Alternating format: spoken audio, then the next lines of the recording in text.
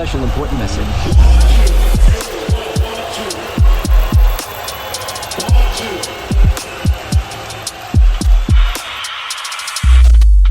Hello, welcome to another episode of We Are the Road Crew, the podcast which takes you backstage, behind the scenes and into the more intimate areas of the music industry, interviewing people who are helpful in many, many different ways to putting on the gigs and the artists that you, the music fan listening to this, love to go and see. My name's Stephen Hill. I'm your host. Hope you're well. Hope you're doing good. Been a little bit intermittent. We're putting these podcasts out. Hopefully we're going to start doing them with a little bit more regularity in the future. If you haven't ever listened to the show before, welcome. If you're a long time listener, hi, sorry for the delay, as I explained, and you basically know what you're going to get. We're going to talk to a guest, as we do every week, and we've got a fantastic guest on this episode. We have a gentleman by the name of George Davison, who's a tour manager, who's tour managed for a bunch of bands who I personally really, really like. Some bands I personally really know. We talk about the very fertile UK metal scene from the late 90s into the early 2000s that George kind of came up in, including a band like Earthtone 9, a band that my band used to play with Earthtone 9, so we have a little bit of a chat about that. We talk about a lot of those bands from that era, Earthtone 9, Funeral for a Friend, For My Valentine. George has worked with all of those bands, some of the smaller bands, some of the kind of bigger, more sizable bands like the ones I just named, and remembers that time very well. It's a little bit of a nice, lovely nostalgia trip for me. I'm not going to lie, it was pretty cool. And he's gone on to work with some of the big boys in the world of rock and metal over the last sort of decade or so, working with bands like Mastodon, Of Mice and Men, Ghost as well. Obviously Ghost just finished an arena tour. As I record this, Ghost just finished a UK arena tour, and they look like they're all kind of primed for being the next big Download Festival headlining-esque band. So we have a little bit of a chat about that as well, but mostly, to be honest, I'm going to give you a little, I believe they call it a trigger warning before we go into the show, because there's a fair bit of chat with the fact that George did a lot of work with the band Lostprophets for kind of over a decade, to be honest, right from before they were a huge band up until they're kind of one of their last headline tours, I believe. Now, I don't really need to go into too much detail about why this is a slightly sensitive topic when talking about Lostprophets, and we do address that a little bit. So just wanted to give you a little bit of a heads up that we obviously have to address some of the stuff that happened within the confines of that band, and I want to say thanks to George for being really kind of open about it and allowing us to sort of probe that area of his life, because it can't have been an easy thing for anyone. But it's not the only thing we talk about, so don't just completely switch off if you don't fancy it. There's plenty of other stuff. I think it's a good chat, and he's an interesting character, and he's a very, very nice gentleman as well. So I'm going to throw over to myself now, talking to George Davison. Okay, George is here with us. George, thank you so much for coming on the show. Lovely to talk to you. How are you? I'm very well, thanks. Yeah, pleasure to be here. Yeah, thanks very much. So let's start off by asking people, as we usually do, ask people on the show, first of all, when was the first time that you as an individual became interested in music, and what did that journey look like for you as a young person? My mother had a very limited LP collection, which consisted of Cliff Richard and maybe Queen. And they were divorced quite early on, but my father had an extensive rock and roll background because they grew up in Surrey. Him and his brother used to go and see the Rolling Stones at their local pub in Weybridge, and would always be up in London seeing shows. So every time I went to see my dad, he would always be playing stuff. But I think I would definitely say Queen was my kind of the band I remember the most listening to as a young person. It was played all the time. They're such a brilliant, bridging band for getting people into guitar music, aren't they, Queen? Oh, yeah. They've got everything. Yeah. They've got the whole shebang. Was there one particular kind of era of... I mean, I think that but back in the day, I liked the kind of hard rock stuff, but I'm finding myself getting more and more into the sort of hot space, post-Flash Gordon, electro stuff these days. My mum had, literally, when I said she had a limited collection, I think I could say, besides Cliff Richard records, it was Greatest Hits Volume 1 and probably Jeff Wayne's War of the Worlds was probably the only LP she ever owned. So it was the Greatest Hits 1 period. Yeah. And then having to go back further than that. But that was the only thing I remember listening to the most. And I think my dad just had Fleetwood Mac on or Genesis on all the time. That's quite a bombastic mix of stuff that you were listening to as a young boy. Yeah, I mean, I remember going through different phases and seeing so many great bands. I mean, I grew up in Surrey, so being like 30 minutes from London just opened doorways that now I look back on and think I was quite fortunate, I think, compared to some others, you know, being able to go to the Marquee Club when it was still there, the Astoria when it was still there, and seeing so many great bands over the years. I love listening to music. I still do now. I'm still a fan of most of the bands I've worked for. I'm still a fan of them, even though I don't work for them anymore. So, you know, I just enjoy listening to music. It's definitely my thing. Yeah, I mean, I felt that dagger through my heart every time everyone says the Astoria when it used to be there. Oh, God. Anyway. Nightmare loaded, but it was a great venue. It was the best venue. I wouldn't know about that, but it was certainly the best venue that I've ever been to. I absolutely love the Astoria, but I could dedicate probably 7 hours of my life speaking about the Astoria on a podcast one day. But I'm not going to do that here. This is neither the time nor the place. But I was going to ask you actually your first ever gig that you went to, and it's not what you think. Oh right, okay, go on. Neil Diamond at the Arena. No, that's not what I was going to think. Like I said, my mum's collection was pretty short, and I think he'd had that movie, The Jazz Singer, out, and she decided she wanted to go to see, and she didn't really go out that often to that kind of stuff. So I was the youngest, and my older brother and I went with her as chaperones to see like Neil Diamond at Wembley Arena. It was great. Neil Diamond, that is certainly a first on this show, I have to say, for people that we usually speak to, repping for Neil Diamond. But that's cool. So did that kind of ignite a passion in you for wanting to go and see music live more often? I don't think so.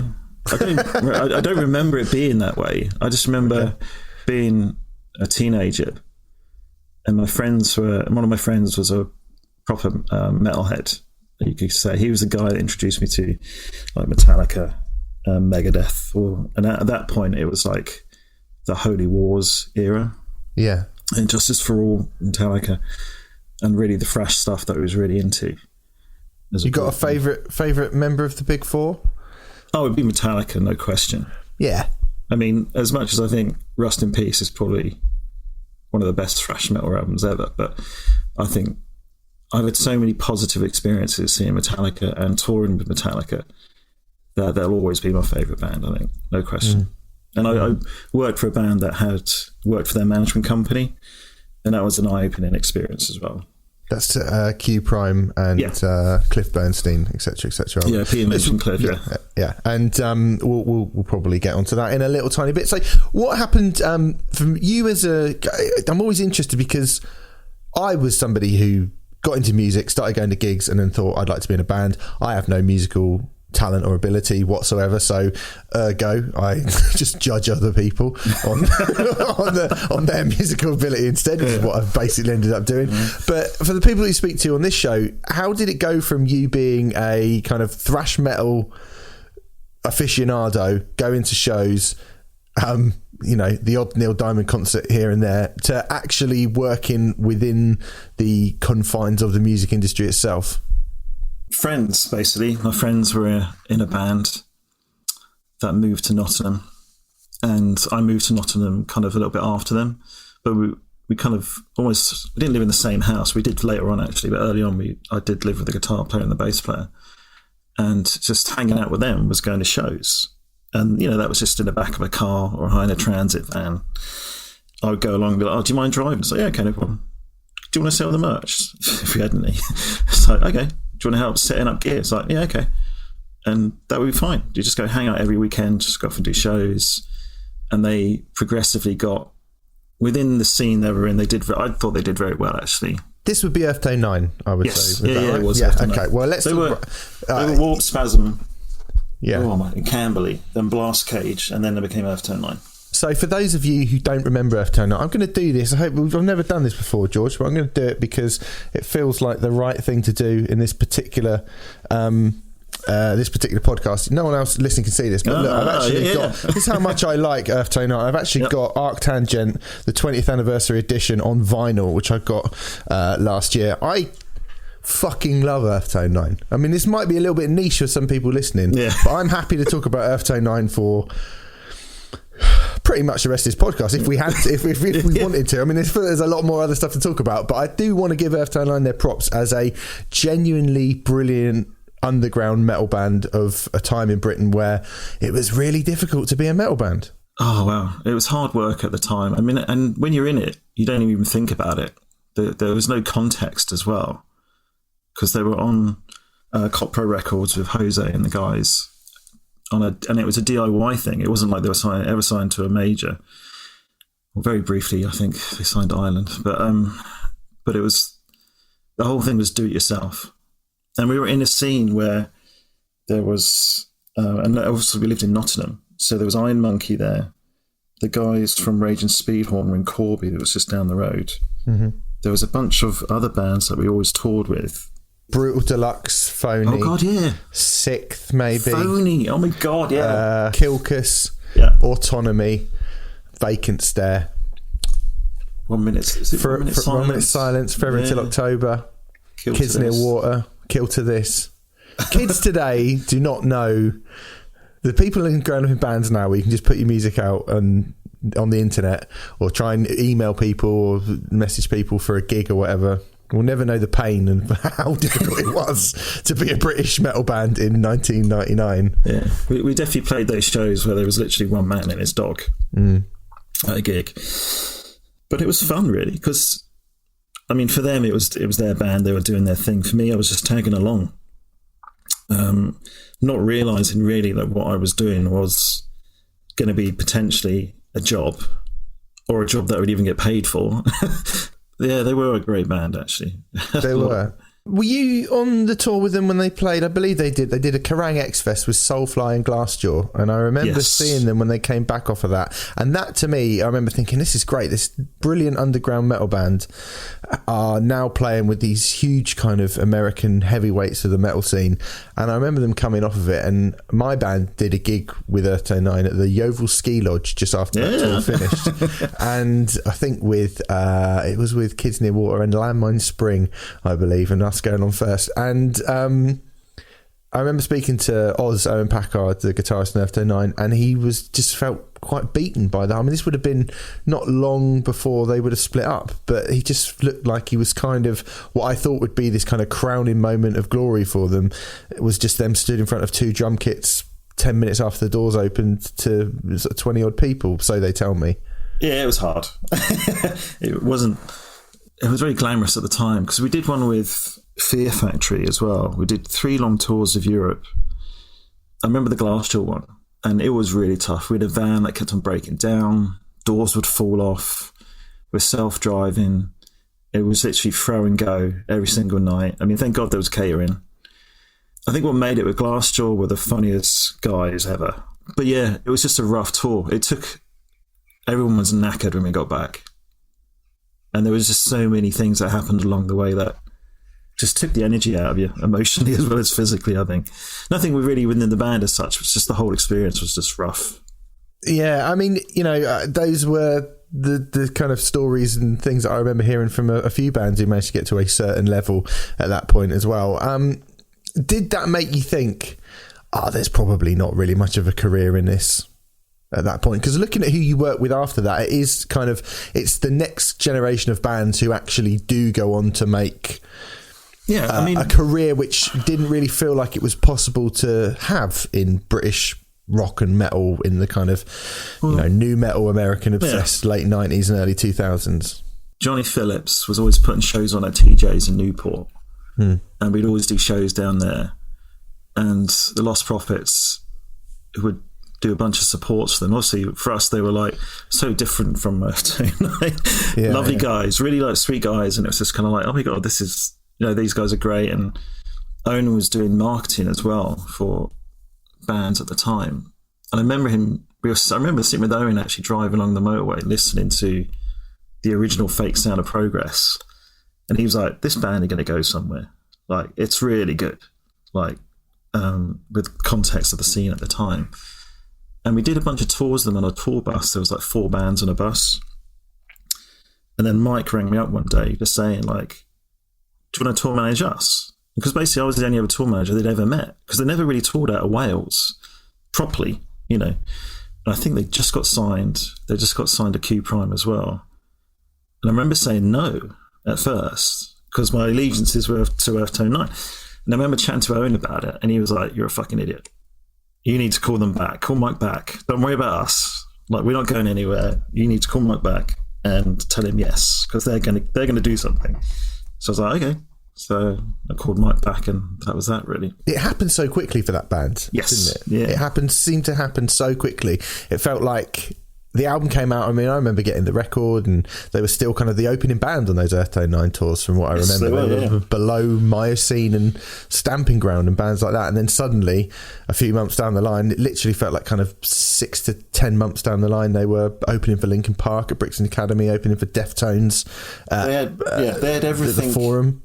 You need, you know, when bands talk about making it, it's kind of like, yeah, you need songs and you need a band, but good management, a good record label, and a good agent are part of the ingredient that makes it work. They had a great agent. Obviously, one of the best management companies in the world signed them.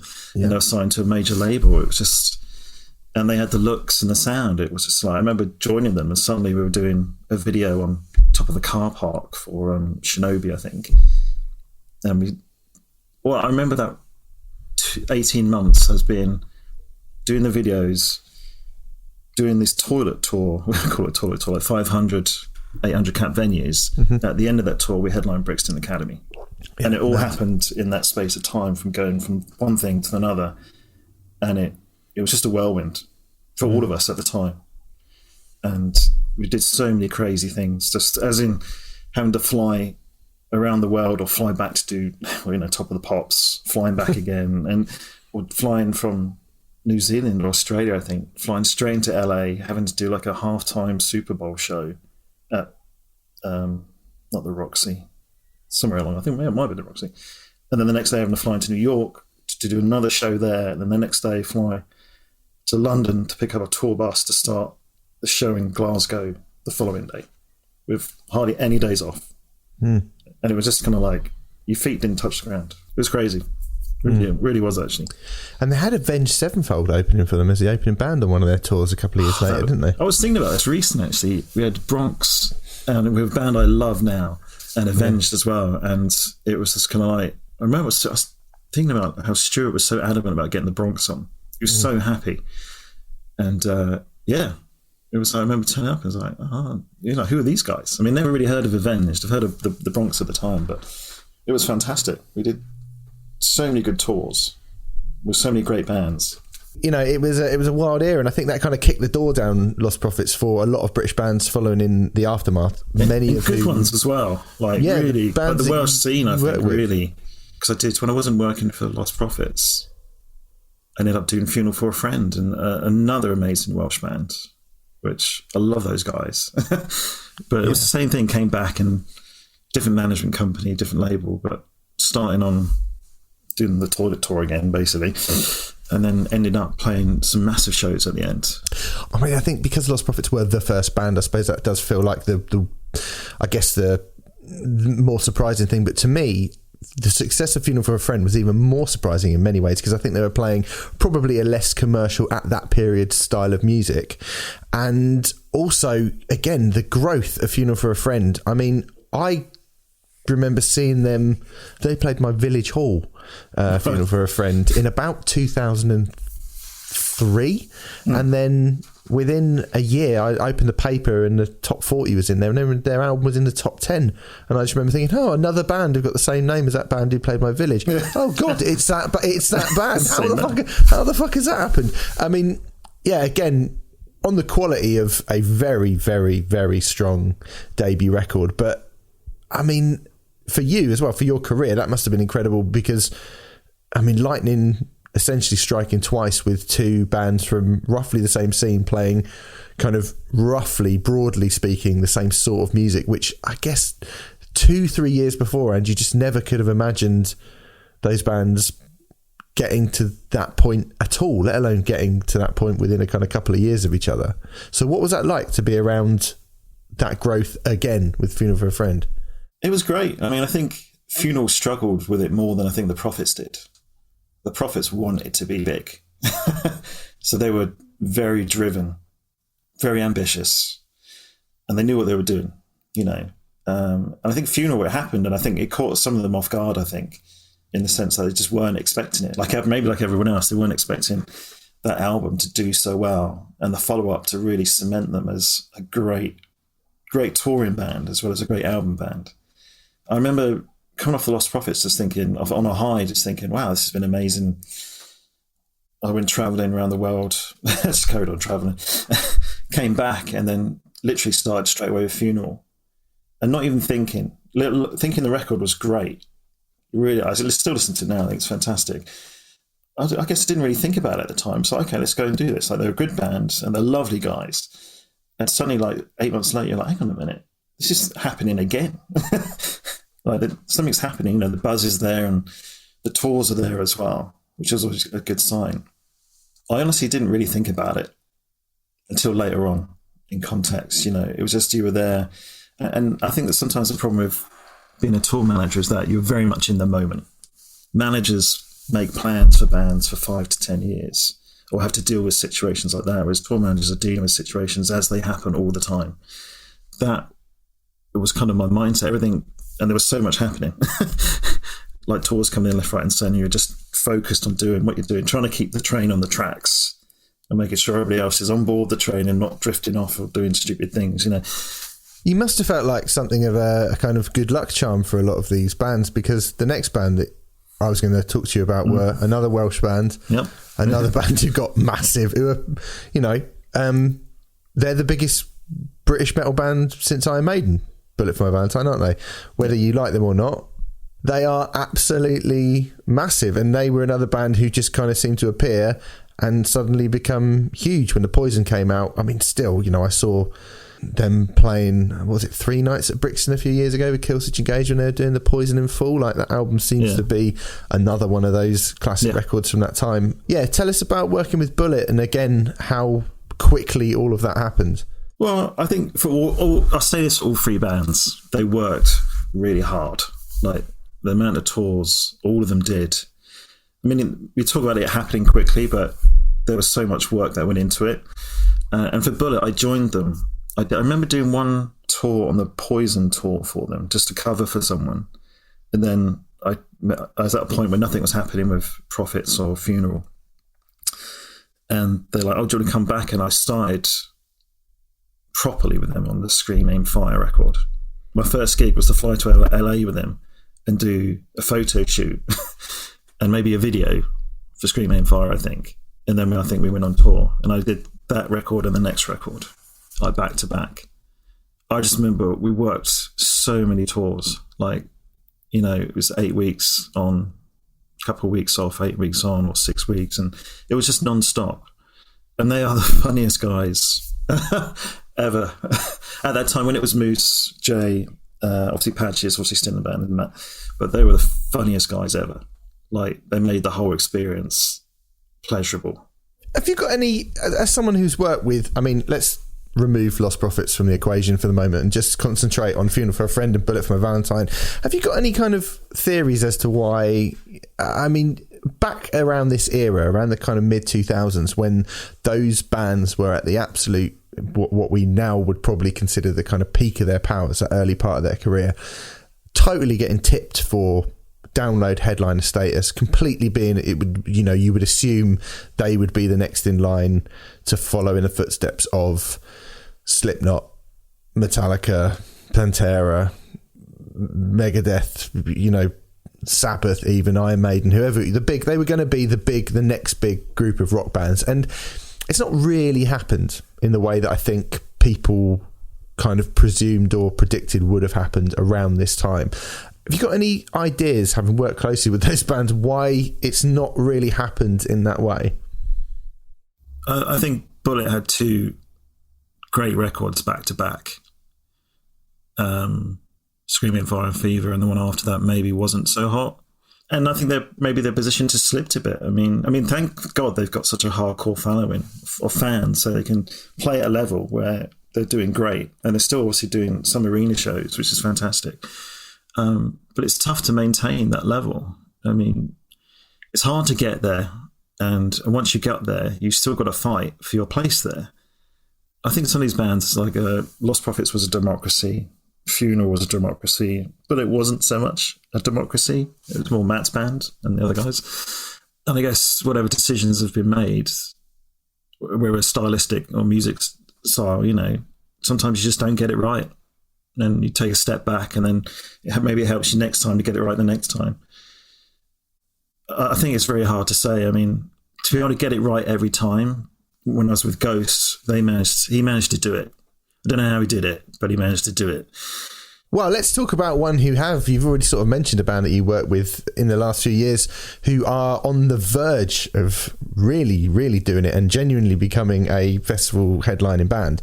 And that's Ghost. Now, when I think back to the first time I heard Ghost, had you have told me on that first Ghost album, I didn't think just, a priest hat and some makeup was going to be enough to take this band, who essentially sounded a bit like, Blue Oyster Cult, into festival headlining status. But, here we are. Who could have seen it? When did you first start working with Ghost, and what was your initial reaction to them? I remember seeing James Hetfield wearing a Ghost t-shirt, and I remember hearing it and thinking, this is great.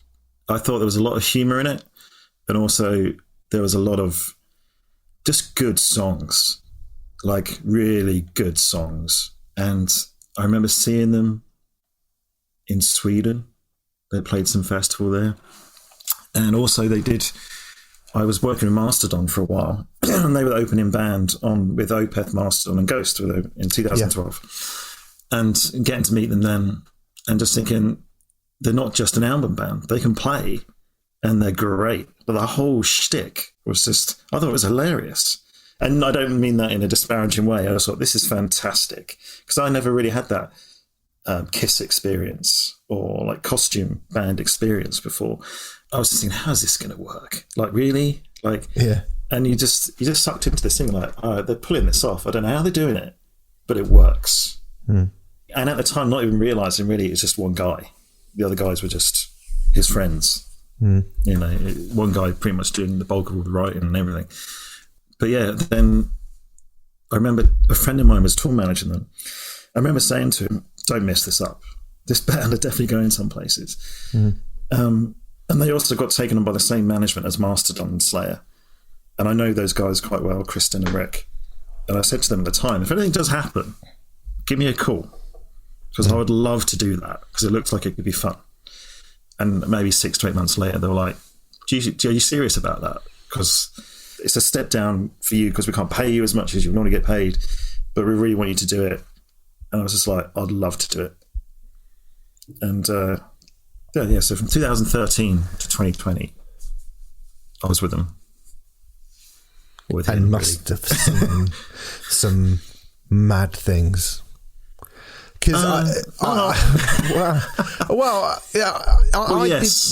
things in the sense that getting dragged into court cases and things and other crazy stuff like that. It was just kind of like, I have a lot of respect for Tobias.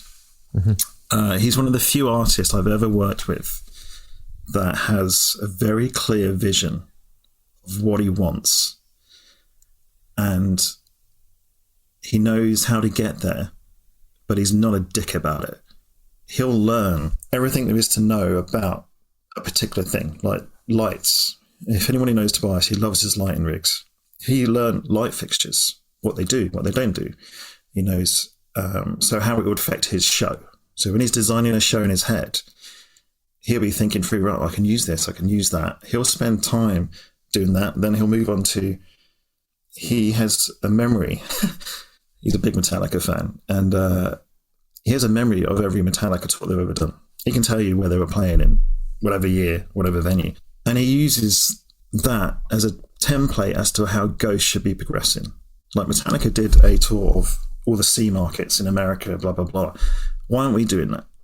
then he'd be, ask his agent manager, I want to be doing this because that's what so-and-so, or Judas Priest did it, or so-and-so did it. And he would sometimes lay out the touring schedule. He'd write it down himself and hand it to the booking agent. And God bless the booking agents, Nick and John, they would probably look at it and be like, yeah, okay. And they would try and figure it out. But the one thing he was really good at was not so much first of all, but a bit later on, is trusting everyone. Because, he has one of the best agents in the world, or two of the best agents in the world, and a great management company. And they would tell him stuff. He'd be like, no, I want to do this. And eventually he turned around and thought that he would understand that they were perhaps right and he was wrong. Or understand that from their experience when they say to him, we're not ready yet. We need to do this first, do X, Y, Z, and then we can get to there. I want to go there now. We just need to wait. Do this first. Or do certain shows or certain things for radio people. No artist likes getting up at 6 a.m. to do a radio show after you played a gig the night before. No one. But we would do it, and we had to do it in a format that worked within the context of the story of Ghost, So, but he got it, and he was willing to listen to people. So he learned the art of compromise. Because every time he came to us with a tour idea, he'd be like, yeah, okay, so that's the A version, and we'd probably settle on a C version.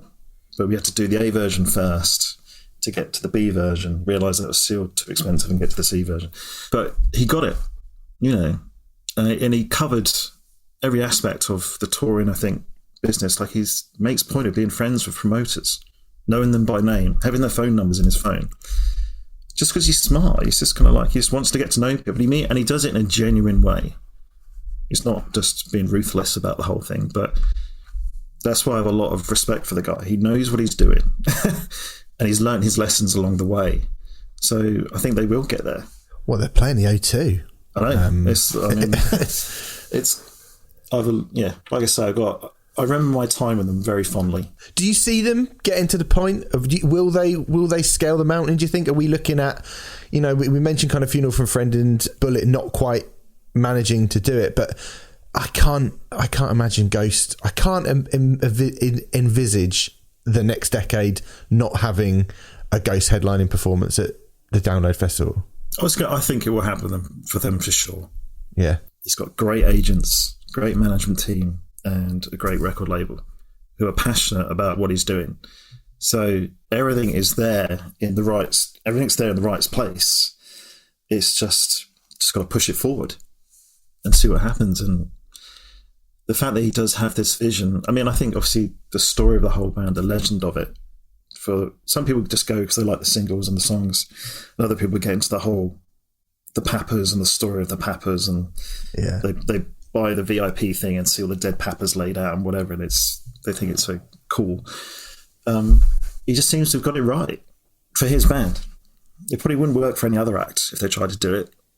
But for him, it's just happened, And it happened to him when he was later on. He was in his 30s when I think the first record came out. So, and he's already got a family. So it's kind of like he's not in a position to be young, reckless, and dumb. He's already had that time when no one knew him. So now he's just got this time to be like, I want to be and he wants to be the biggest band in the world. And you just see it happening. Over the last sort of decade or so, you have worked with a couple of other bands, which you mentioned very, very quickly. Yeah. You mentioned Mastodon. Yep.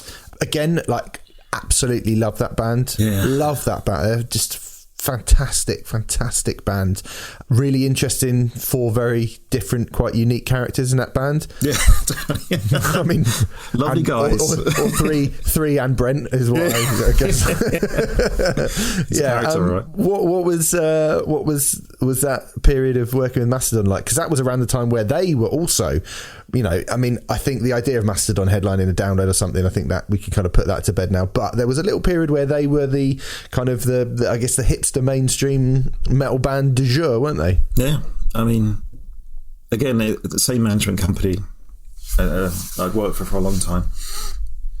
I love Mastodon. I like to say that first. I think they're a great band. And it was one of my greatest pleasures to stand and watch Braun play drums and just be like, I just don't get it how he's doing that. Really don't understand how he's doing all this. And all of them as well. But yeah, one of the most interesting metal bands out there, I think. And Brent is a character, but I think he's the special sauce that makes them what they are in some way or another. I mean, Bill comes out with killer riffs all the time, and Brent's craziness it's that special thing. I think he's unique sounding guitar player, and definitely an amazing guitar player. Yeah, he was a challenge to work for at times. Definitely a challenge to work for at times. I can imagine. So this would have been around the kind of the Hunter era that you worked with them? I think their tour manager, Tim Moss, was going off to do Faith No More. So I stepped in just for like a year to cover the back end of the cycle. I mean, I always feel like Mastodon maybe... we don't get too off topic here, but I think Mastodon looked like they were going to have a go at being that big band. But then I always feel like they maybe don't really help themselves when... I mean, I remember when they played Down, every time I was in at a big festival, they tend to be a little bit insular and maybe not give the people what they might want. And then, I mean, I remember seeing them play Download a few years ago, and they filled it full of the most, kind of the Last Baron and loads of stuff from Crack the Sky and the most difficult sounding material.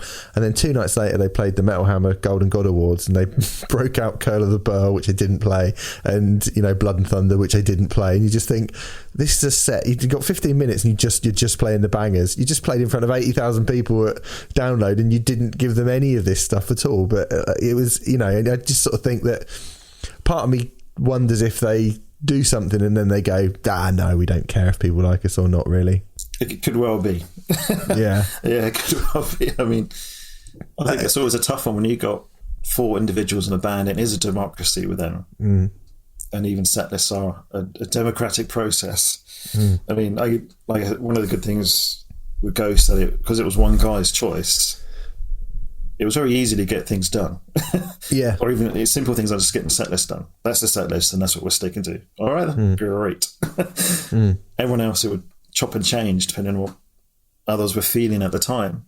If they weren't feeling like doing certain stuff, then, yeah, the other members have just to kind of be like, okay, right, let's just do that then. I mean, I kind of love them for being a big mass of contradictions, Mastodon. I don't think they'd be half as interesting a band without that stuff. But I guess, if in terms of how big they could have been, I think they'd lose something to just be that band who did The Hunter and did Once More Around the Sun. If they just did that, I think they'd lose a lot of why I love them. I mean, the latest record, I still can't even get my head around it, and it's been out for about 4 months now.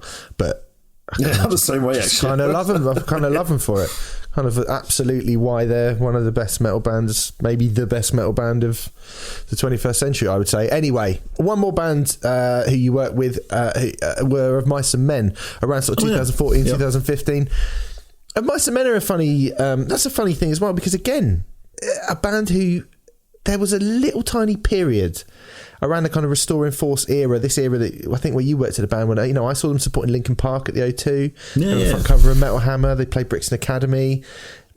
There was a slight suggestion for a minute. It seems mad to say it now, but that they were going to be a band who were going to blow up and become huge. And what with everything, it's not really happened for them. But was that something that you thought was particularly exciting, or what was it like with those guys? Again, lovely guys. I mean, obviously Austin had his medical problems, which impeded his ability to perform sometimes through obviously no fault of his own. The guy was in terrific pain sometimes as well. I felt so sorry for him. They had so many good tours, and that Linkin Park tour was a huge tour for them. It seemed like it was there. But I'm not sure. I get my times wrong in this, but I think maybe Austin was struggling a bit. There were times after that, maybe the year after that, when he obviously his faith came out. It was conflicted with maybe what the other guys wanted to do in some form or another. I'm not really sure. I mean, I wasn't there, but I guess maybe that'd been simmering underneath the surface the entire time. I guess it was there for them for sure. Yeah. Well, we're kind of going to jump back a little bit, because that's what you've been doing a lot over the last decade. But I guess around the sort of, we've mentioned the good stuff with Lostprophets, but your time with them obviously came to an end. Well, theirs a band came to an end pretty abruptly. Yeah. 2 number one albums that they'd had at that point, 1 download headliner performance. Yeah. A genuine mainstream crossover success band, big in the States, big over here, had really become, an established part of the furniture, a genuine British success story.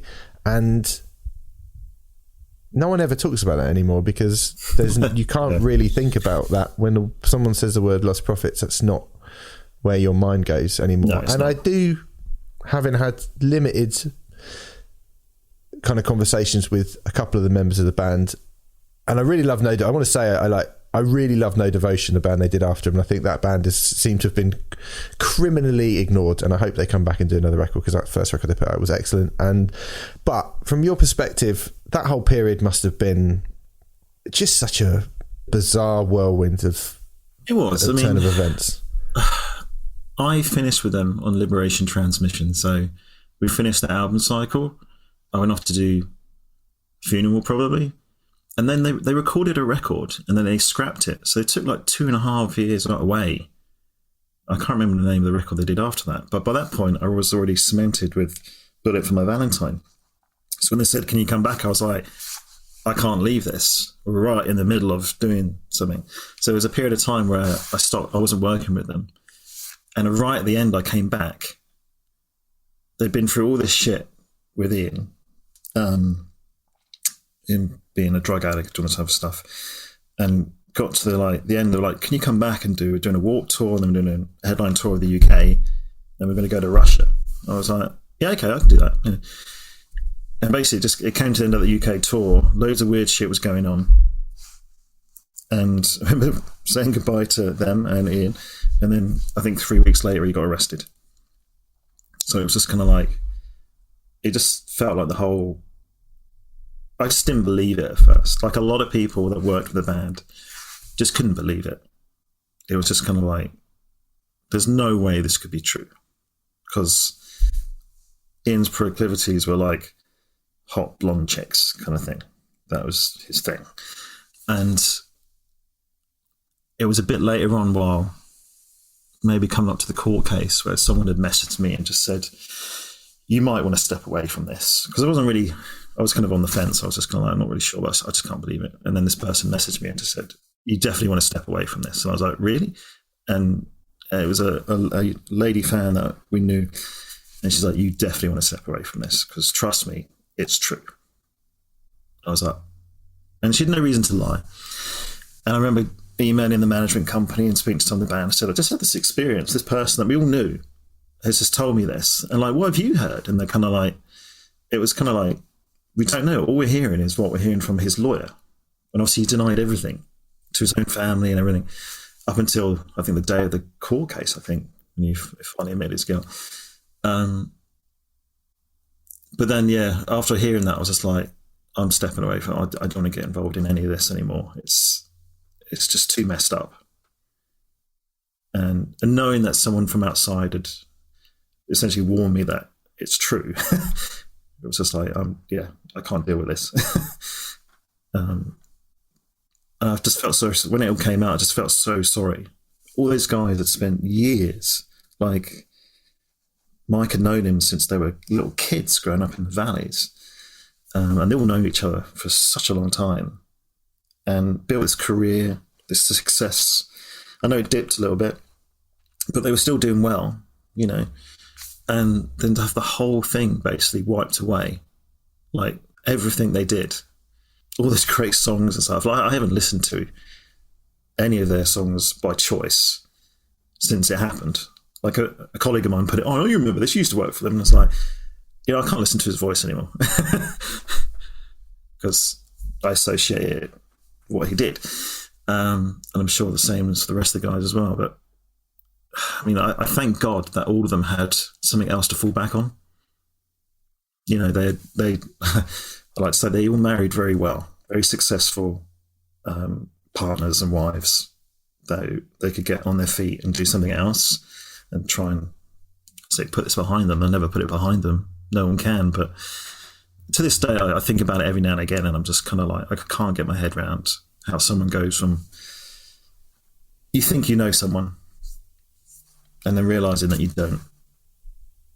And that really stuck with me for a long time, where I always thought I was quite an easygoing guy, relatively speaking. Maybe not some fans who met me, but when I was working, but generally speaking, I'm quite trustworthy. You know, we naturally trust people. Yeah. Because why wouldn't you? But that put a big dent in that. I learned to keep my arm's distance from a lot of people.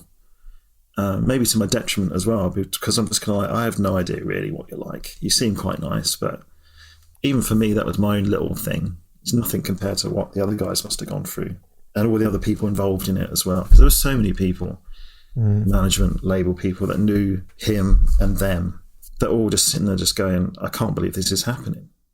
And even with that last tour we did at the UK, there was so much weird stuff happening. He was so convincing as to why it was happening that way, with no suggestion. It was nothing more than a drug-related incident that had caused this investigation to happen. And from my own impression, and I don't know if this is true or not, it's what I've kind of maybe realised is that I think he did get arrested for a drug thing, and they seized a laptop or something. Must have realised there was found other things on it. Yeah. And they set up a separate inquiry running along the lines of the drug one. So they had time to build up a case, which kind of made sense, because every time it was come to us, it was to do with the drug charge. Nothing to do with the other one. And it wasn't until obviously he was arrested much later on that we realised the whole focus has always been about the other one, because obviously it's very, very serious charge. And that's how all of us, I think, felt at the time, just living through this kind of experience. Like, why are the police turning up to the shows? Like, why does management have to have a chaperone out for him? Oh, it's this drug thing, blah, blah, blah, blah. And the lawyer's saying this. It's like, oh, well, okay, that within context, that sounds plausible. You know, because, yeah, he's a dickhead, but he's a drunkie as well. But, I mean, it sounds, within that context, just known as about this drug charge, we're all just kind of like, it's kind of weird, but yeah, okay. Because to make the leap from that to the other thing, you just couldn't, could you? Yeah, well, and there was no context for it either. There was no kind of suggestion that the leap was so vast and would go down so far to the very pits of like depravity, basically, where you're just kind of like, there's no way.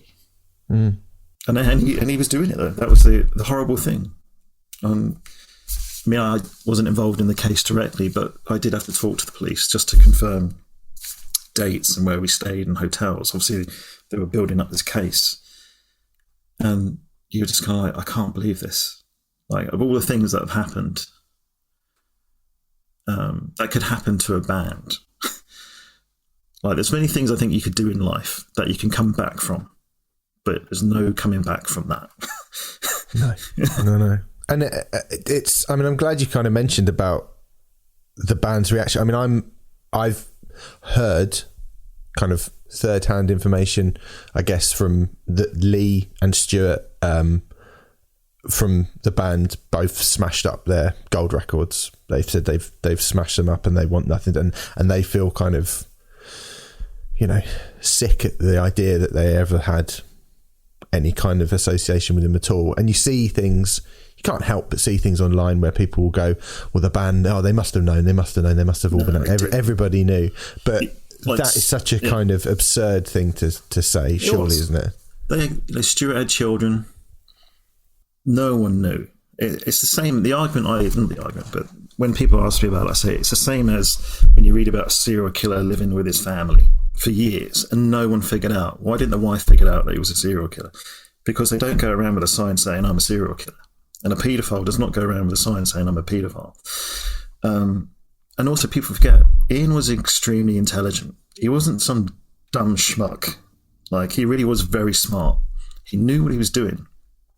I've not read the case notes, but from what I understand, he hid stuff in like clouds or servers or whatever, and had a story, this drug story, because he was a junkie, you know, from what people told me.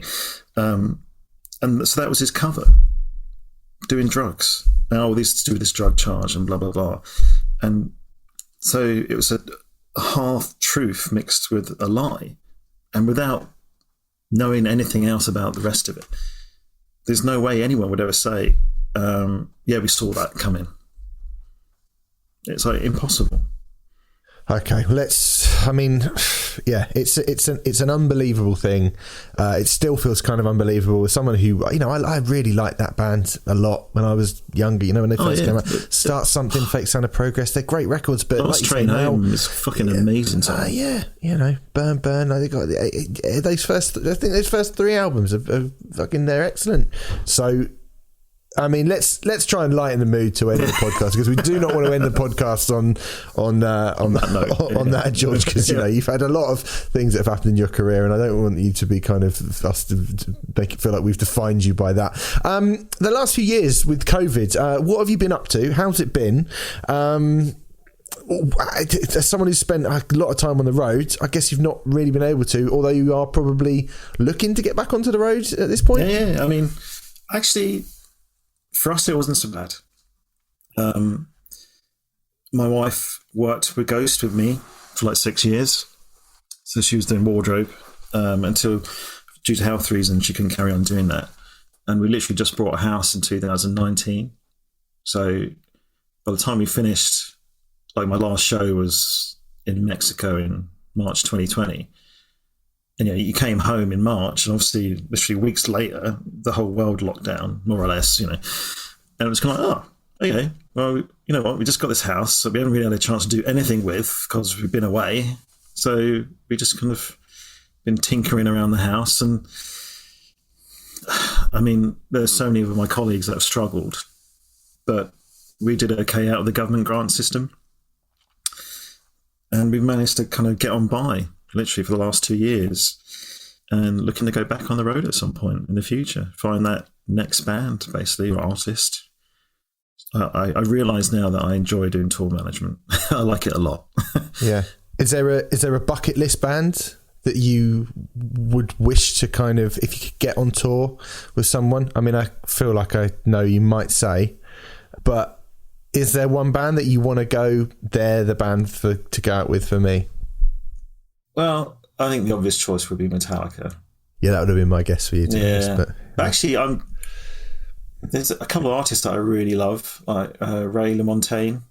He's like this American who's, I think he's fantastic. Sam Fender, that last record he did is amazing. I'm a big Bruce Springsteen fan, so to me, it's just like, this is great. Geordie Bruce Springsteen. Yeah, how can you go wrong with that? It's fantastic.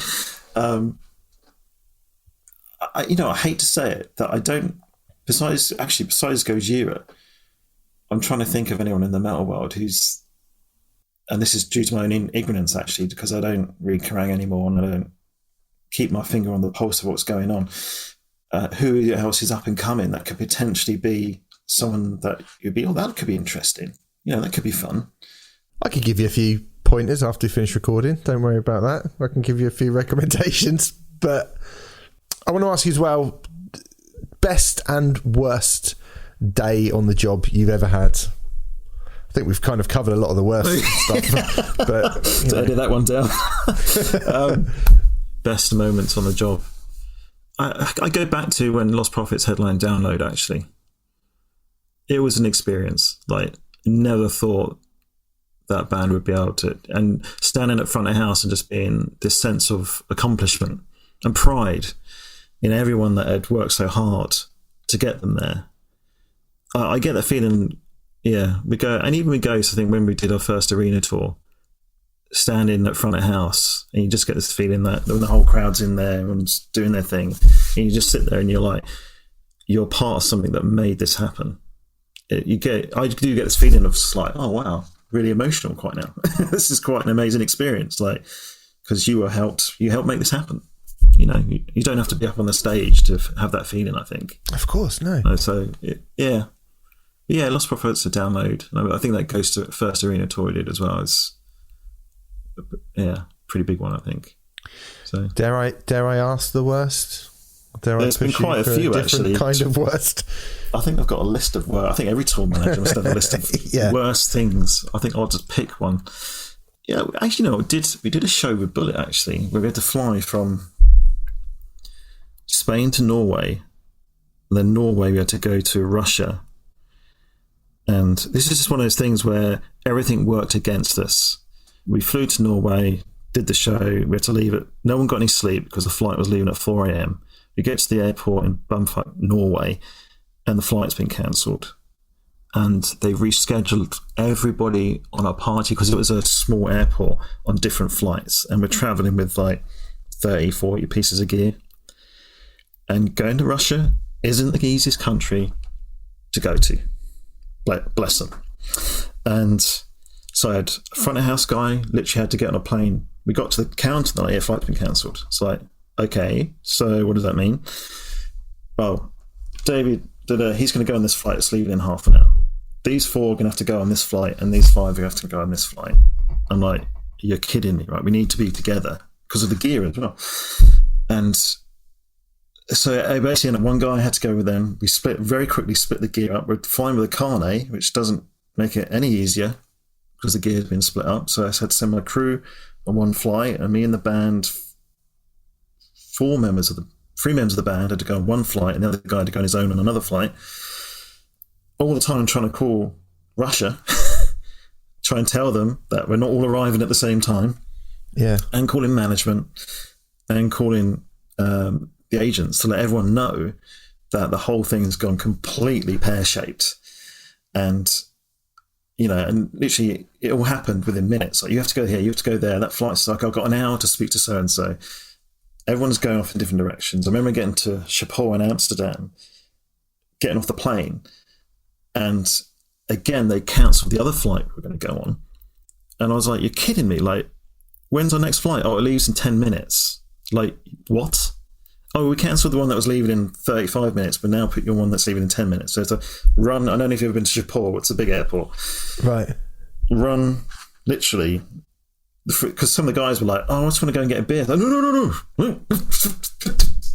Celia, go to this gate. We're running this gate. We literally get on. And I don't know how it happened, but we all made it. And the only bit of gear that went missing was a set of cymbals that turned up the next day. But we all landed, the rep in Russia managed to meet us all, get us to the hotel. I remember all of us sitting in the bar, wherever it was in Russia, in Moscow.